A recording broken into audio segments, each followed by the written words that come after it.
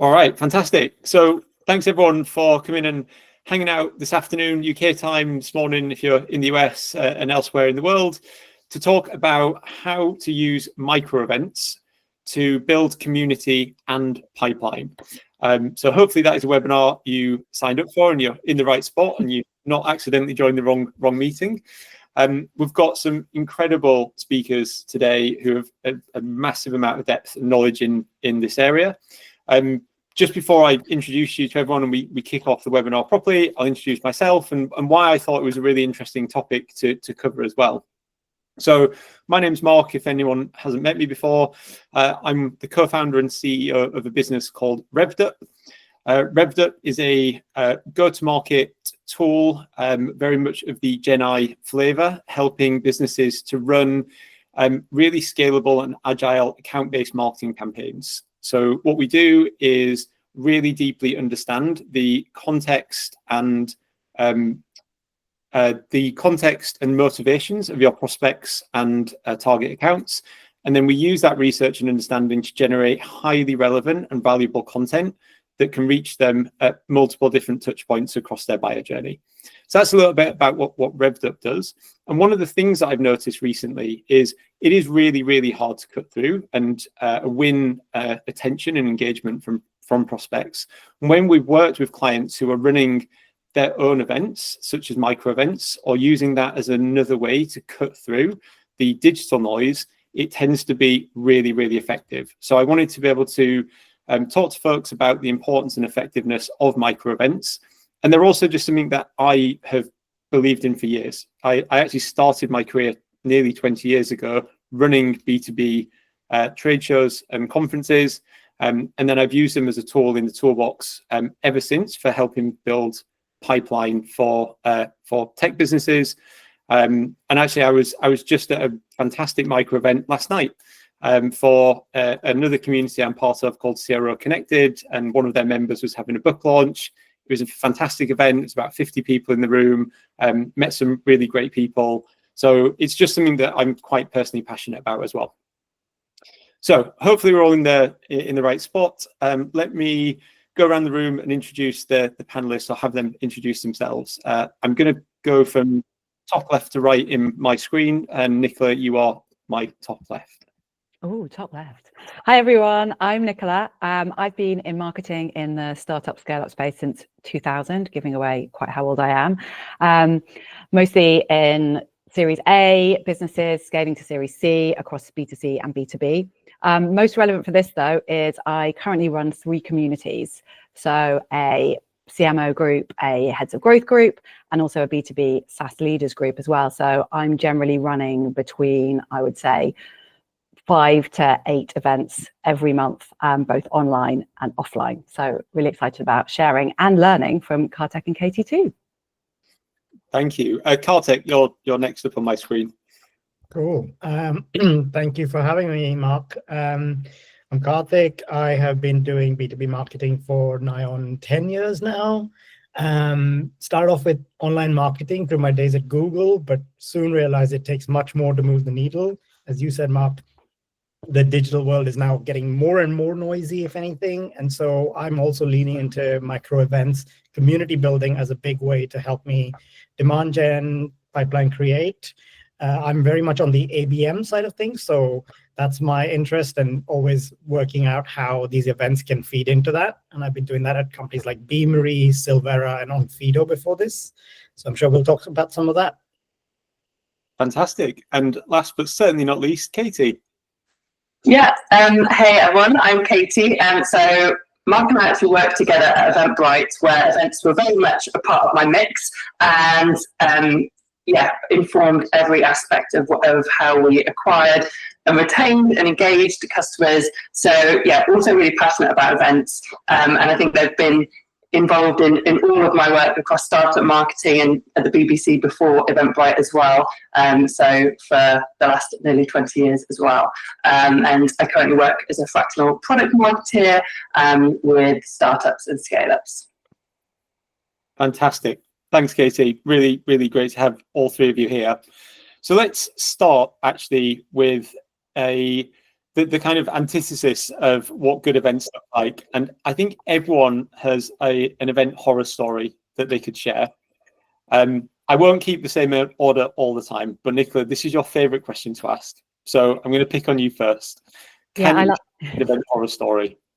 Well, I like asking this, but I had one last week, actually. I was running an event for my CMO group.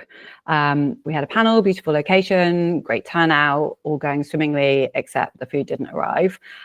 We usually just serve pizzas, keep it really simple. And then the pizzas did arrive. I was not in charge of the order, but you can imagine my horror when I realized the pizza had chips on it, which, as you can imagine, was incredibly divisive. Some people thought this was absolutely the right way to go. But according to the vote I did afterwards, most people are in the belief that chips should not belong on pizza at all. So always watch your pizza order would be one piece of advice. Another one, though, going back a few years, is really understand your audience and what's going to resonate with them. I went to one, wasn't my event, where there was a load of engineers and developers for a evening meetup, and they were taken to the fanciest Michelin restaurant for a tasting menu. And it was a beautiful restaurant, but definitely not to their taste. So I think what they really wanted was a great steak, something like that. But course after course came, which was tiny foam things and a lot of foliage and tiny bits of chicken. And basically the main conversation was, what is this? Why are we having it? And can they stop interrupting us with telling us about what it is? And the success of the event was that we all ended up in a kebab shop at the end, which is where we all really bonded because everyone was still absolutely starving. So the event organizer had spent a lot of money on a very beautiful event that would have been wonderful for certain types of audience, but definitely not for this one. Brilliant. And I'll change up the order a little bit. Katie, what's your event horror story? So, one of the organisations that I worked with, we did a roadshow going around the country to meet different prospects within the category that we were targeting. And we landed in Dublin having pretty much booked out this event. It was going to be sort of a fairly intimate dinner with a sales team. I think like maybe 20 attendees we were targeting, but there was a taxi strike and it was absolutely peeling it down with rain. So we ended up with only about 8 of us in total and quite a lot of empty seats in this beautiful restaurant, and we had the whole area to ourselves, and it looked quite sorry, but sort of rearranged the seats. And we ended up just having like a single long one table discussion, and although it wasn't ideal and it was definitely money that had unnecessarily been spent, but you can never predict these things, we ended up getting some good quality insights, high quality discussion. But yeah, certainly as the person organising it, it was a little bit of a damp squib, quite literally. With some leads and and I think close some deals off the back of it. So it wasn't all bad. That's good. And Kartik, can you trump these horror stories? What's yours? I mean, I can certainly feel the stress of each of these ones. As the event organizer, that's always one of the things. And someone who is a event organizer par excellence told me once that in an event, if something doesn't go wrong, you haven't been ambitious enough. So I think that's one thing to say to like everyone listening. Something is probably going to go wrong, but don't worry about it.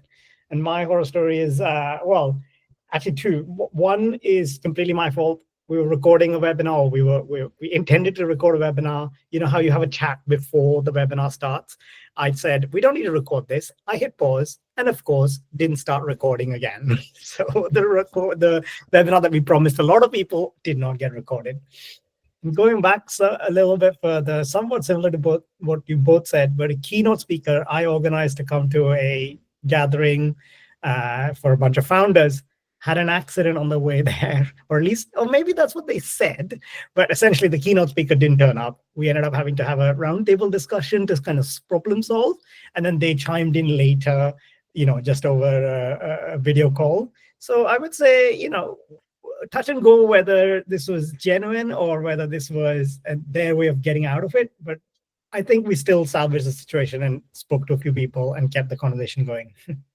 Brilliant, well done. Yeah, you have to be very fleet of foot when you get involved with organising events. I think it was at Eventbrite we ran a survey I don't know if it's still true, but the data showed that event organizing was the 5th most stressful profession in the world. It's definitely not one for the faint of heart. Okay, so Kartik, sticking with yourself, how do micro events fit into a modern account-based marketing strategy? And when you think about it, do you try and apply them to awareness, engagement, deal acceleration? Like, where in the funnel do you think they fit and have the most impact? Yeah, so my thoughts on this are that essentially, I mean, what's nice about micro events is you can curate them to every part of the funnel stage. So as I think Nicola mentioned, always know your audience, try to understand why you're trying to bring them together, what are they going to get out of it, and what are you trying to leave them with? And I think success materializes when it's that all of those things line up. So they are getting some value out of it, not just learning about you, because don't make it all about you, don't make it all about your product, but hopefully they're learning something from their peers that resonates with something maybe that you're trying to say as well, or you can involve yourself in that discussion. But certainly they will hopefully give you plaudits for having gathered these people, made this communication happen, built their network, helped them learn something. And that can help then. It will have generated awareness for sure, but it can also help with pipeline acceleration. So tailor your events is the long story short. Lovely. Katie, what would you add to that? Yeah, I definitely agree with Kartik that events have a role to play at every part of the funnel. And when I think about some of the startups that I've been working with who are potentially sort of in a category of one space, or they're really like carving out an emerging category, I think that thought leadership has a really important role to play there and building trust and credibility. And then events have been a really important way to demonstrate that. So whether it's sort of bringing in eminent speakers who are sort of within the broader field and can like add that social proof and credibility. I've seen that work particularly effectively with one startup that I was working with in the nature intelligence space at the end of last year, but then also to sort of build relationships and start to build trust and to be able to expand upon sort of the initial proposition of what the company does, but at a greater level and start to draw out the use cases. I think that role in sort of education and thought leadership is a really important role events can play. Absolutely. Nicola, what would you say to this? I think they play a part every stage of the funnel. You just need to be really, really clear on what you're trying to get out of it and what's going to be valued for them. So if you're really focused on top of the funnel, what are some of those broader topics about the problem you're solving that will bring people together? And there it may be far more focused on bringing like-minded people together, and actually that's what they're going to really engage with. If it's middle of the funnel, then you might want to have a different style event where you're bringing some existing customers in and talking about the problem that perhaps your product can solve. And it can be a little bit more salesy, but through existing customers. And I think what people often forget is also that whole retention piece, that land and expand, and bringing your existing customers together so that you can create some really strong advocates, but also there's an opportunity to ensure you're getting those renewals, opportunity to tell them more about some of your product roadmap and how you can actually generate that loyalty and that expansion piece as well.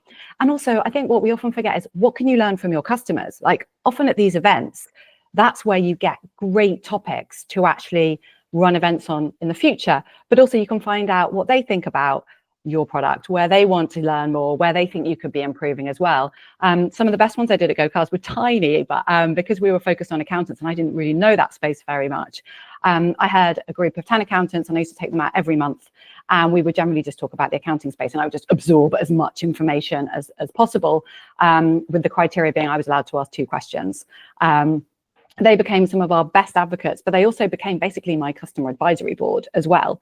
And when we first started talking, only one of them out of the 10 was using GoCardless. And over time, no sales, but they were literally just talking about it amongst each other and deciding whether they should use it. And what they loved was I was bringing them together and they would never otherwise have had that opportunity to connect. So I was literally paying the bill, organizing it, and then getting some really valuable insight and some business off the back of it too. Love that. Yeah. So I think my takeaway is that events can be used appropriately at every stage of the funnel. You've just got to have the right type of event, because if you're trying to pull together an audience in an emerging category and they're maybe not problem aware, there's probably no point in you paying for like a really expensive, small, intimate dinner. You need to go a bit broader, and that's where you might have a panel session and you talk about the problem, not necessarily your solution. But if they're right at the very end of the buying cycle, sitting them next to your happiest customers and treating them to a really nice, intimate experience is a great way to potentially accelerate that deal and show how much it means to you. So yeah, definitely different events for different spectrums of the funnel. Amazing. So speaking of event formats, would you say that in-person, virtual, or hybrid micro events are the right approach, or which ones are the right approach in which circumstances? Katie, I don't think I've started with you yet, so I'll get you to go first on this one. Yeah, I think it depends on your goals and also your ICPs, because for scalability and just like general accessibility, the IRL isn't always going to be a fit if you have like globally distributed prospect base.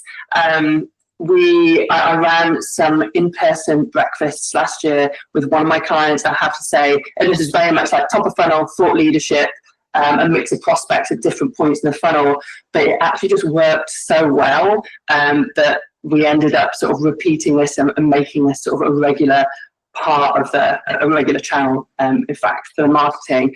But what we hadn't necessarily anticipated was the amount of insights that would come back as well. Like to Nicola's point, it was really the first time that a lot of the team had sat and listened to groups of prospects from the industry talking about some of the problems, and the data that came back was so rich that it did also give us an idea for another category specific series of smaller, more intimate events, which we ended up then running with the CEO. So yeah, so it sort of depends on your goal, but I think that actually nothing can replace IRL for the kind of richness of like definitely the insights gathering, the relationship gathering, but actually for scalability, webinars and online events have a really important role to play as well.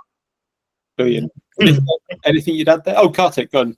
Oh, so yeah, I just thought we'll make it flow, right? Yeah, please do. Sorry, Nicola. But I was just going to say that totally agree with Katie, but one other dimension to it is the fact of who are you trying to target and where are they based. So IRL is great, but only if people are in the location and if it's feasible that they're going to come to the location you want them to come to. So don't miss out on targeting people in other territories, other regions, just because, IRL would be ideal, but there's a lot of value in virtual, especially when you have a distributed audience base. But secondarily, I think this probably ties to other stuff we've said already, which is think about the follow-up. So a virtual event can very well lead into something in person for a specific subset of the people because you found a common group, or there's a bunch of them that live in your area or in the same city. So you can connect with them and find another event to go to with them. Versus, on the other hand, if you do an in-person event, think about how it's going to turn into digital content for you, how it's going to turn into next webinar topic. These are the triggers by which it almost doesn't matter which one is happening at that moment in time, in real life or virtual. You're going to engage these people through all of these mediums in due course. Brilliant. Yeah, we found that's worked really well. And, just when you write content, you think about how can I use this in multiple ways? You can do exactly the same with events. And when we've had a really good panel discussion in real life, it's obviously quite limited. Some people can't attend. So we had real success last year with a fantastic in real life panel on B2B SaaS pricing. And loads of people said to me, God, I wish this was recorded. I want to listen to it again. And quite a few people couldn't make it. It was London focused. It's an evening. Not everyone can do that. So I said, well, okay, if I did this as a webinar, if I can convince the panelists, would you want to join again? Yes, please. So after the panel, I managed to get all the panelists to commit to doing it as a webinar a couple of months later. So that one was in November. We ran it again in January. I think pretty much everyone that attended the in-person event joined that as well. And then we had about 50 extra people. And it was really great to evolve it as well with some of the questions we didn't have time to answer, and particularly around the whole AI pricing piece. The other thing which I realized was that I can be a bit lazy with events. They all tend to be in London or New York, or, where you tend to be based. And actually, roadshows can work really well. And I think those that aren't based in the big cities really appreciate it when you make the effort to go there. So doing smaller events in Manchester, Edinburgh, other places where you can reach a broad audience, if they are there, is always massively appreciated and tends to be a bit cheaper as well. Mark, I know you've done that a couple of times as well. Yeah, definitely. It's great to get out of London sometimes, as much as I love it there. And yeah, because there's less liquidity in those various different locations, there tends to be a better draw almost to run events there. So yeah, I'm a big fan of roadshows. And I think here's like a really critical question. We've had a couple of folks ask it as a pre-submitted question as well.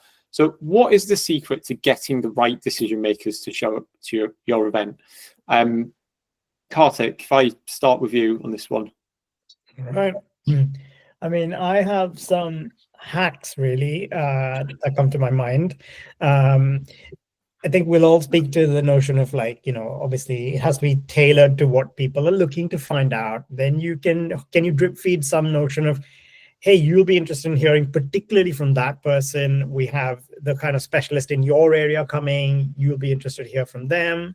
That's how you kind of personalize. And then the ultimate kind of carrot, I think, is to say something like, we really want you to be there. Is there anything we can do to facilitate this? And in one instance, we went as far as to say, yeah, these are the people who we need to have at this event. It took us almost negotiating with their EA to say, oh, they're going to go to the airport after this. Do you know what? We'll organize the transport. And therefore, that person is coming because you are the one giving them their Uber to the next place that they need to be at. So that's pretty much a way to guarantee it, but obviously cannot scale too quickly and too broadly. Yeah, I love that. There's some really good tactical hacks. Nicola, what are your tactics and strategies for getting the right people there? One thing I work really well is creating some FOMO. So saying who else is going, even if you've just invited them and they haven't actually committed yet. So if you say, oh, and let's say it's a marketing one, the CMO from these brands are going to be there, I find people get really excited about that. And then it works the other way because you can say the same to the people that you've assumed are going. So that's worked really well for me, really highlighting who you're going to be spending time with. Obviously having some fantastic speaker on a topic that they're really interested in. So Pavilion, there's a company that does GTM benchmarks, which is always a super popular topic to talk about. So that as a hook, saying we're going to be talking about 2024 benchmarks. You can compare how your pipeline's going versus industry data based on 250 SaaS companies. Like, yes, everyone wants to come along to that. And sometimes it can be as little as things like, we're going to pay for your Uber home. We've got great swag to give out. Sometimes it's those little things as well. But I find what works really well in the run up to the event is sharing who's going to be there, because people look at that list and go, right, if they're going, I definitely want to be there too. But also saying, and I'll make sure that I introduce you to this person that I know you really want to meet and chat to. So not just treating it as I want to meet these prospects or customers, like who do they want to meet as well. And sometimes on the invite, I've done this for one that we've got coming up in a couple of weeks, which is very specific around health and wellness. I've said, are there any other brands you'd really like to see there? And when they've replied, I said, yep, we've got 3 of those definitely attending, and I will do a specific invite for this one as well. And that generally works really well. And if you go out to someone they've asked, you said someone attending from this brand would really like to spend time with you, I often get a really positive response to that too. Nice. That's a really awesome level of personalization to facilitate the value for people turning up. Katie, what are your top tips? Yeah, I think to echo everything that Kartik and Nicola have said. I've been quite reflexive in the positioning of events previously. So if I wasn't necessarily getting the traction on a specific event title, I would potentially adjust that and just kind of keep going, because you can always tell when you've got the right traction, when you've got the right framing of an event, by the velocity of the signups, by the conversion rate of your email marketing. There was always some really clear indications with that. But I think typically, as time's gone on, I've recognized that when you're framing an event around a trend or about a pertinent problem or with someone that's like particularly exciting in that niche at that moment, they're typically going to be themes that people will convert and sign up to. So I think thinking about that like front and center, and then as Nicholas said, as the sequencing goes forth on the event promotion, dropping in who's going, definitely really helps to sort of get those last minute sign-ups on board. Can I just add one more thing, Mark? Yeah, please. Another idea that I've executed on in the past is to just, well, you've got your captive audience at an event or like there's a bigger trade show. Can you promise a few of them, like, an audience with one of the people that, like, the vast majority of people wouldn't have seen? This person was locked away in a boardroom the whole day, which sometimes does happen. So some people do want to hear from one of those senior leaders, as Nicola mentioned. That's your moment to facilitate that, make that happen after the trade show if you can. And you can attract some really interesting people that way. And you've done something good for the community, I think, because you've helped facilitate this very meaningful connection, which is good for hopefully the senior person that is the draw, but also the other people that wanted to meet them, didn't get to meet them, but you've enabled that connection to happen. Nice. That's really cool. Now, slightly off script question, but on the topic of like getting the right people in the room, let's say you're organizing an event in London for reasonably senior decision makers. What is your expected dropout rate? It's something we often don't talk about or think about, but if you wanted 30 people in the room, how many people do you actually think you need to have confirmed? It's a bit of a on-the-spot question, but just curious to get your takes on it. Ooh, great question. It depends on the event. I think people tend to commit much more to a dinner than to networking drinks. And I always see higher dropout rates for breakfast than dinner. And they tend to come in late. But if it was for a dinner for 30, I would probably invite initially 40. I'd expect, based on all of the ones I run, you'll get about 5 or 6 dropouts before time, and then you'll get a few the evening before and that day. You just have to know that if you do get oversubscribed, I fluctuate between, we're going to have too many people, we're going to have too many people. That the restaurant can cater for a few extras if you have that, or you can quickly rearrange tables if you have a few less. So you can move people around, just like Katie was saying earlier on about you move to one long table. And I always have a couple of backups, fillers, just in case I need them, who might be just people that know the space really well or from the team. What you don't want is half the attendees are from the company. Right, definitely. That's my experience. Any other experiences, Kartik, Katie, or is that about where you see it as well? Yeah, I want to just underscore Nicholas' point about being flexible and agile when it comes to, as these people are trickling in, you might suddenly feel like, oh no, I don't have enough people to fill the dinner. So then you have to be smart enough to. I've had it where sort of the opposite of where Nicholas gone. I've actually had to have a lot of people from the team at the table, but with the proviso to the team that, look, if there's more people that turn up, then you're out. You go to the McDonald's down the road while we feed these people the nice dinner.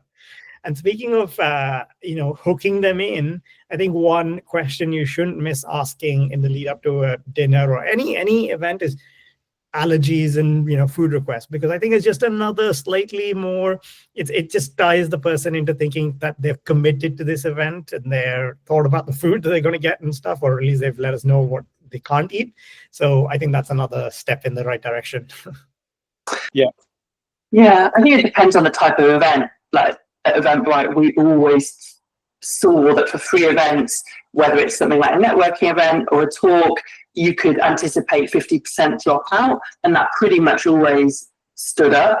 But for something like a dinner where people are more committed, you've sent the allergy email, but they also recognise that it's a much more intimate gathering, you'd anticipate a much higher turn up. But I don't think I've ever organised an event where there's been 100% turnout rate. So there's going to be some dropouts. Always. And Sarah's asking, after work drinks, I think my experience is there's a fairly high dropout rate because there's not that commitment to, I've ordered my food already, I can picture myself eating it, and have a vision of who I'm going to be sitting next to at this dinner, it's a much less committed type of RSVP to turn up for after work drinks. 100%. I would say I've had the same as Katie. If we're doing community drinks or a particular event of drinks, I normally factor about 50% will turn up. Yeah. It does depend on the industry, though. I've recently been doing some fractional work with a company that works with the police, and there you get about 95% attendance, which I was not expecting. So we actually were expecting 45 for a breakfast, and we ended up with 60. It was fine because it wasn't. We had plenty of space, but yeah, it does depend on your audience and how many events they're being targeted with. You know, like DMOs and B2B SaaS. You know, they have a lot, whereas certain industries it's a bit of a rare occurrence, so they tend to get very excited and they will turn up. Absolutely. Okay, so let's spend 5 minutes on 2 related questions, which is all about how do we actually turn events into revenue, right? So if we think about events as part of this wider campaign marketing mix, whether it's a part of the ABM or otherwise. So I think question 1 is, how do you justify these events to your CEO, your senior leadership team in terms of the metrics and KPIs that help show this event's been successful? Karthik, I'll go to you first on this one.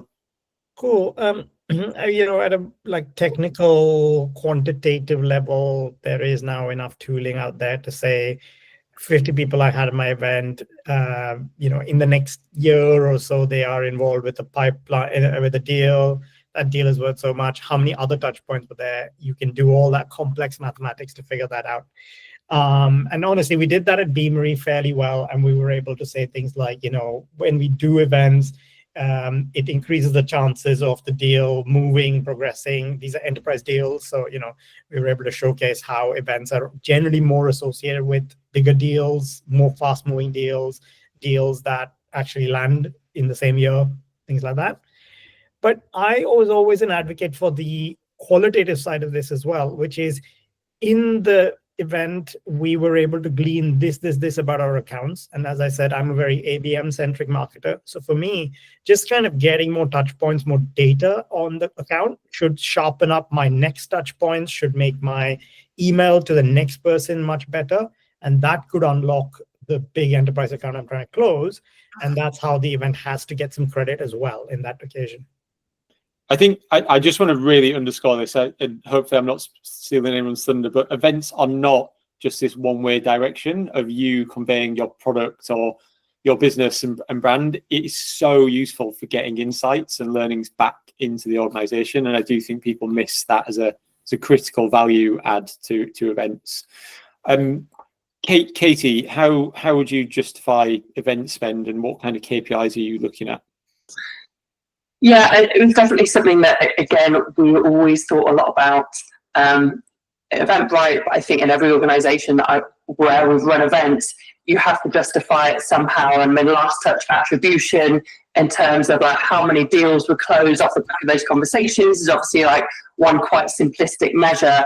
But I think when we did an analysis at one point at Eventbrite of all the deals that had been closed over an annual period, when we actually saw how many events a lot of the prospects had attended, whether it was online events, offline events, before that close point, you realise they contribute a much bigger proportion than can necessarily be accounted for on an event by event basis.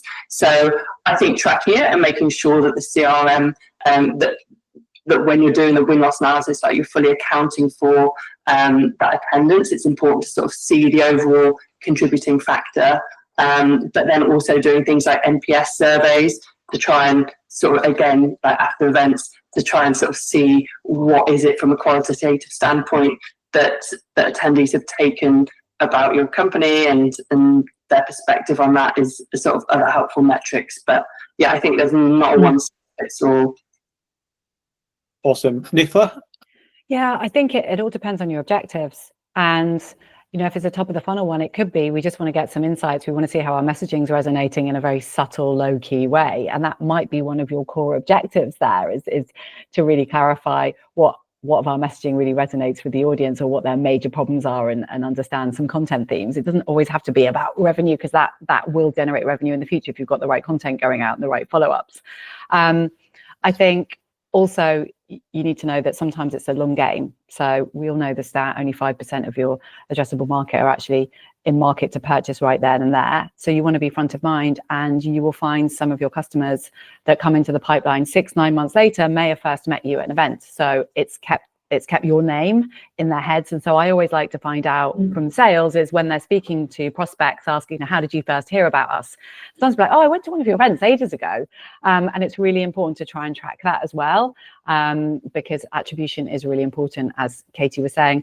I think the other thing is the follow-up piece is getting reviews and feedback on your events. And that's also really helpful for future events.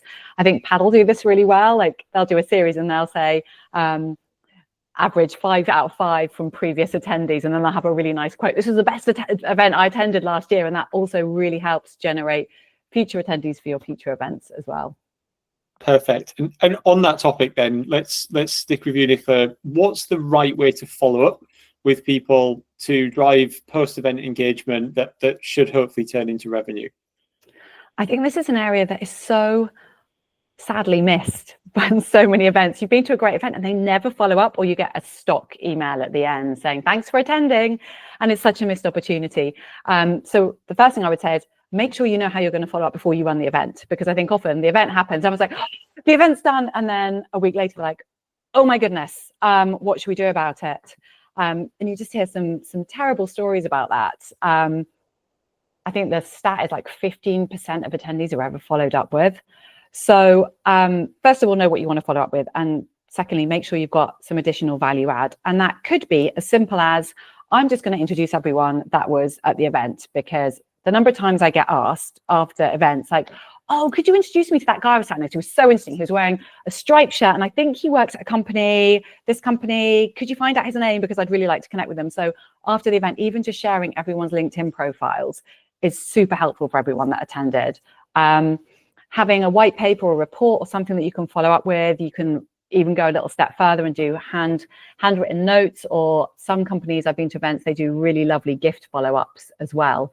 But just make sure that you've got that planned out before you actually run the event, and who's going to be doing those follow-ups as well, because the more personalized it is, the better. So it might be, if your CEO was attending, that the emails come from him and they're tweaked depending on the conversations that were had, or that some of your AMs are going to follow up with their prospects, the marketing team are going to follow up with others, depending on where they are in that funnel as well.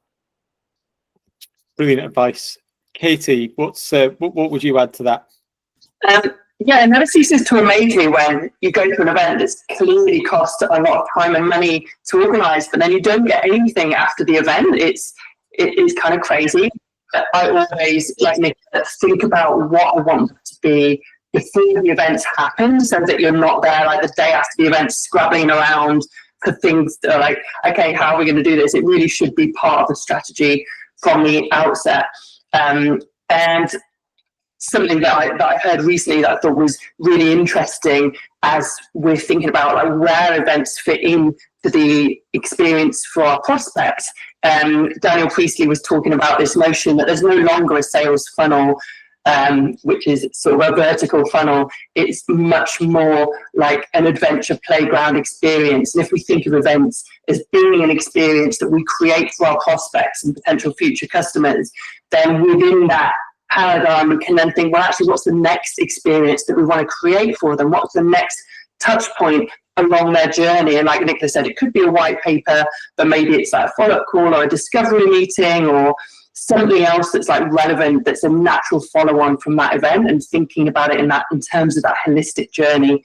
And yeah, that's sort of how I think about that. Brilliant, thanks. Kartik, what would you add? Yeah, again, maybe with my more ABM hat on, I will just add to what both Nicola and Katie have said, in saying that, to my mind, you should have generic, I don't love that word, but generic follow-ups to almost everyone pre-planned. And the whole point of the event and good collaboration through the event is can you get something more meaningful to say to everyone in follow-up? Like, hey, I think you met this new person. Well, how was that? Or, you saw the webinar, you asked this question. How did it go? Was that helpful? You answered like this in a poll that we did. This means that you're leaning that way. So basically challenge yourself to use the event to learn something about the person, and then the follow-on should reflect that. The more interesting, the more pithy you can make that, the much more likely you are to have a follow-on conversation, and that makes your event a success. And just to add on to it, sometimes the smallest things can go a really long way. We had a B2B roundtable breakfast, which actually, Kartik, you were at, and for some reason in the initial chat, we were talking about Twiglets. Don't ask me why, but there was an Australian lady there and she was like, I don't even know what a Twiglet is. And so afterwards, we sent her some Twiglets and she just sent us the loveliest message afterwards and told everyone about it. So it cost about £2, but went a long way. Sorry? Where's my Twiglets? You'd had them before, so I'm afraid you went on the list. I had to be very personalised, Kartik. I think you told me you didn't like them. No, yeah, that's exactly it. And that's what these events create, those opportunities to build those bridges and create those like lovely moments. And then you use it in the follow-up. So don't miss that opportunity to do some of that information gathering, make it feel organic, and then follow up in the right way. Yeah, and on that note as well, don't forget to use some of the content for a LinkedIn post as well, unless it was Chatham House rules. But you can do great content for LinkedIn, tag everyone in it, and that's another way of getting everyone engaged post-event too. Perfect. Right, we've got 15 minutes left, and we need to go through a quick fire round, and there's a few audience questions that were submitted ahead. I'd love to try and get to some of them. So let's do a really quick fire round. What is the best micro event that you've been to recently? Sorry, I need to pick. Nicola. I went to a fantastic CMO boat party last September, and it was just a really great mix of plenty of time for networking, but then we did some roundtables talking about the biggest challenges that CMOs are facing, and you could pick which roundtable you wanted to join, and then you moved around, and then there was more networking. And what I loved is they thought, crikey, it's a boat ride. Some people aren't going to want to stay for the full 3 hours, so they stopped off halfway, which I just thought was so thoughtful. So people that could only stay for 90 minutes could get off there. And they also did, I'm not going to say it was a lovely follow-up. They did a great follow-up in that they sent us all a gift, but it was a marshmallow with the host's faces on, which I struggled with. But it was a great thought, and it did make me laugh. Brilliant. Kartik? Definitely sounds memorable. I just want to latch onto that boat thing, because I was known as the boat guy at Beamery because I was a big fan of them. You get people locked in for a while. Okay, sure. Actually, we did also give them an option to get off, but we were doing it along the Seine. And so you'd go past the Eiffel Tower both during the day and then when it's lit up. So trust me, there weren't many people getting off. They all stayed for the nice discussion, and that was really worthwhile. And I was going to say my favorite micro event was the one you organized, Nicola, until I found out I was cheated of Twiglets. I shouldn't have shared that, should I? Oh. Right, I'll remember that next time. I'll send you some Twiglets. Love it. Katie, what about yourself? What's a great event you've been to recently? Well, I'm not just saying the smart, but I actually did really rate the Signals webinar talk that you did last month. Just because it's like a really interesting, niche topic. And I think when you're creating a conversation around themes that aren't necessarily being talked about, but that are actually like really mission critical, but just like this intersection of some of the things that we think about through our work, I think that's a really helpful event, and I think really stands out for me. So, yeah. Thank you. That's great. All right. I'm going to skip one of them real quick because I'm conscious of time. What do event organizers most frequently get wrong? Let's go reverse order. Katie, what's the biggest gotcha you see? I think just not really being clear at the outset what you want to get out of an event. It will be like the CEO or my boss has said, we need to host an event, so let's get this together. But actually me as the event organizer, I haven't thought clearly through where this comes in the funnel. I'm not saying that I've necessarily done this, but I think this is what I see happening within the events that I've attended. It's just not been well structured in terms of what are people here to gain about the product or the brand, like what actions we want them to take after, and what's the experience that they need to have to then invite them to take that action. Perfect. Kartik? I think there's too much pressure, even though I always want an event to have some impact on the pipeline, don't force it. Don't almost think that the event should drive sales the next day, next morning. That's just unrealistic and silly, and you're going to set up the wrong kind of conversations if you do that. Instead, make it about learning, make it about those building those relationships and getting a human connection, which, by the way, is only going to become more and more important in a world with AI content everywhere. Brilliant. Nicola? I think follow up, we've already discussed. I think another one that I've seen happen a few times is over curation. And you arrive and it's like a breakfast event and there's like a fireside chat and then there's a panel discussion and then everyone on the table talk about this topic and then report back on what you decided. And actually you want to have that balance of some time just to network and catch up with your peers. And then you want some level of curated content, be it a facilitated discussion at the table or a panel, but you don't want to overthink it and have every single minute accounted for. 100%. Last very quick fire question, starting with you, Karthik. What's your favorite type of event format? I think a roundtable with some food element in it, such that people have had a chance to learn and then network. And then the trick from my side would be try and see if you can get the right people sitting next to the right people so that you can really facilitate the right kind of conversations. Not to over-engineer it as you just warned, Nicola, but to have some intentionality to why you're getting some people to sit next to other people or converse with other people. Brilliant. Katie? I really like breakfasts. I think that they tend to fit neatly within someone's day. I think that you don't necessarily have to do much to really like curate something that's quite out of the ordinary, whether it's like a conversation and just to really start someone's day off well. And I think I've just often left breakfast events thinking like that was really great, whereas at the end of the day, people's energy can be quite low and they might be a bit tired and they might just go to bed and sort of forget about it. But yeah, breakfast events for me. Brilliant. Nicola? I do love a dinner. But I think it's all about variety. And I also think, don't be afraid to experiment and try something different. So we're testing out a new one with one of our communities in May, which is going to be the big marketing pub quiz. I have no idea how it's going to go, but, we know what formats do work. So it's like, well, let's try something else then. So I think, get your favorite ones, but don't be afraid to mix it up a little bit. That sounds really cool. Looking forward to hearing more about that. Okay, I'm going to run through 2 or 3 of the audience questions. I won't necessarily direct them at one of you specifically, so just chime in if you've got some thoughts on the question. So the first one is, how do I educate my team to have relevant and valuable engagements? In other words, how do I prep my team to actually go and get value out of this event? Which is, I think, a common challenge with marketing teams trying to educate sales teams on how to interact them, correctly at these events. Who wants to jump in? Yeah, I can take a stab at that one. As I've said, because I'm so keen to kind of have a really nice kind of tailored follow-up after, it sort of behooves me, it falls on me to enable the team to have the conversations that make that happen.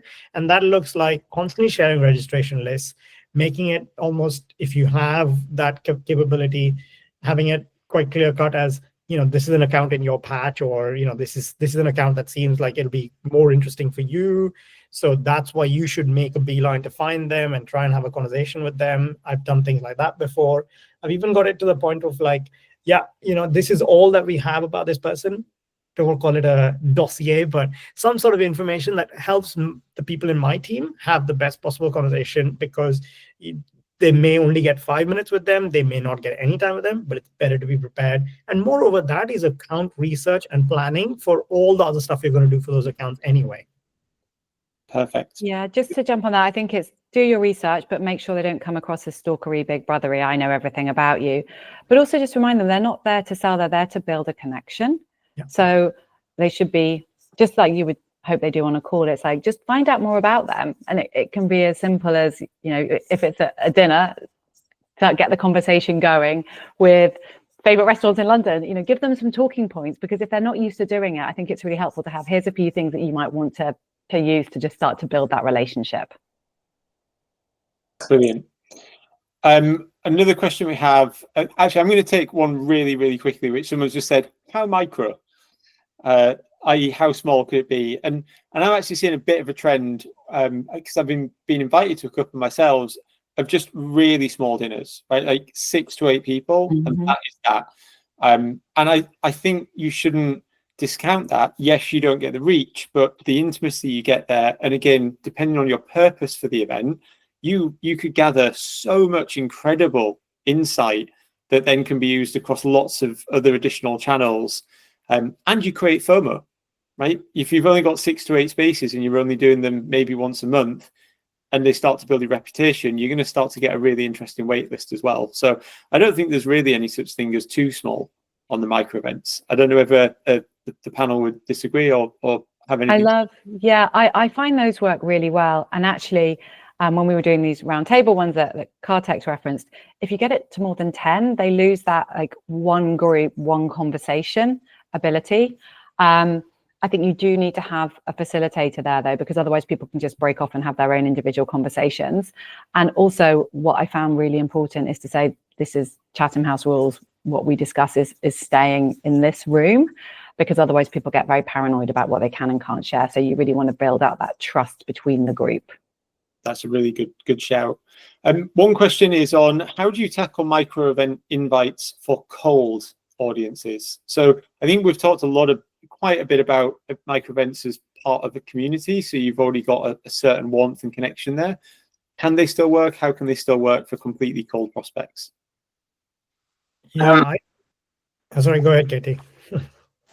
So I've taken quite a growth hacking event in the past. I mean, this is definitely a 2010s thing, but I hop into meetup groups and see where people were thinking about like the problem that we were talking about, and then jump in like with the event that we were hosting. I think the equivalent today might be the fact that I've maybe liked a post and then I'll get someone in my DMs or someone sending me a contact request with an event that they're organizing like on that topic. So using Clay to get through this. So I think there's some pretty smart things that you can do now, and with Bantam Buster as well, sort of seeing what people are looking at online and then going in there with an event invite that addresses the problem that they look like they're sending the signal that they're looking at. Yeah, I was just going to say I use events to engage cold audiences a lot, because what I think is happening there is, instead of going cold to someone saying, hey, you should buy my product, or at least want to learn about my product, this is me saying, I'm coming out to you with this event invite because you will benefit from it. I think I'm trying to curate the right people. I'm trying to pull together the right kind of conversation happening here. It'll be valuable for you. Let them learn about what you can deliver in that way, and then maybe you can talk about the product much later on. So that's a much nicer cold approach, I think, than going, hey, why aren't you buying from me yet? Yeah, I think one other thing is there an opportunity to do this in partnership with somebody else who maybe has a stronger relationship with them? So it could be a community that you do it with, it could be an association, or just another complementary product where they may already have a more engaged audience. And is that something that you could do together? I think that can work really well at those early stages. Brilliant. I'm going to end with asking you if there's just one other top tip. If anyone hasn't run events before as part of their marketing strategy, what would be your one key piece of advice to them? I will go the reverse order, so I'll start with Katie. I think having a really clear definition of your ICP, who you want there, what action you want to take. So is this understanding where in the funnel do we need or want this to sit? And assuming it is more that top of funnel thought leadership aspect, then like really putting thought into like what's the greatest value add I could create for my ICP with this event. So what problem are they thinking about? What's going to help them do their job better? And really sort of framing it around them rather than about me and my product, and positioning that front and center. Like, let's make it about our prospect's problem and something that's going to be really top of mind for them. Brilliant. Kartik? Yeah, if you've never run an event before, I'm going to say to you, go ahead and do it and be human about it. In other words, it will not all go perfectly. but that actually gives you the opportunity to kind of like follow up, being like, "Oh, I'm so sorry about the pizza with the chips," but it's a talking moment. It's a relationship creation moment, and that's what we need more of. Yeah, that got a lot of LinkedIn feedback as well, and it had a whole vote afterwards in our community. For me, it's about thinking about those small details, and that could be at an event. If you're hosting a dinner, make sure you welcome everyone as they come in.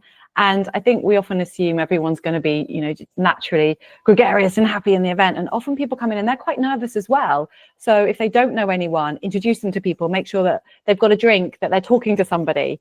When they leave, escort them out and ask them, how did you find the event? Any feedback? What's one thing we could have done better?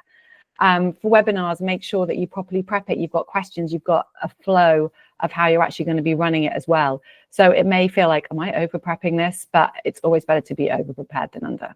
So put the time in. Amazing. Wonderful. Well, we are pretty much bang on time. Thank you so much, Nicola, Kartik, Katie. So much great advice shared.